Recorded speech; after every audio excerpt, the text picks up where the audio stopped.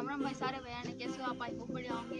ये खड़ा हमारा चेतक में वो साइलेंट वो आवाज के लिए हम इसको फिट करने वाले हैं। आगे मिलते हैं आपको। भाई ये है विसिल, तो हम करते हैं विसिल को फिट। साइलेंसर देखिए ऐसी होती है, हम इसको साइलेंसर में फिट करेंगे। ये टर्बो के लिए होती है। इसको ऊपर भी लगा सकते हैं, नीचे भी लगा सकते हैं। भाई आप आवाज़ सुन सकते हो, बहुत अच्छा रिस्पॉन्स मिला है हमें इसका। अगर आप सस्ते अमाउंट में अगर आप टर्बो की आवाज़ सुनना चाहते हो, इससे अच्छी कोई चीज़ नहीं है।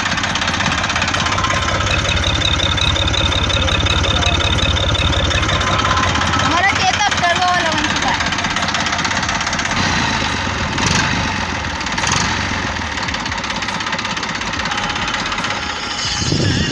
भाई ये अपना चेतक का ये भाई हमारा प्लाऊ चेतक का। अपने को इसको सेल करना है, हमें प्रेशर वाला लेना है, इसलिए हम इसको सेल कर रहे हैं। तो किसी भी भाई को लेना है तो संपर्क करें। मैं डिस्क्रिप्शन में नंबर दे दूंगा, आप उससे कांटेक्ट कर सकते हैं। उनसे कांटेक्ट कर सकते हैं।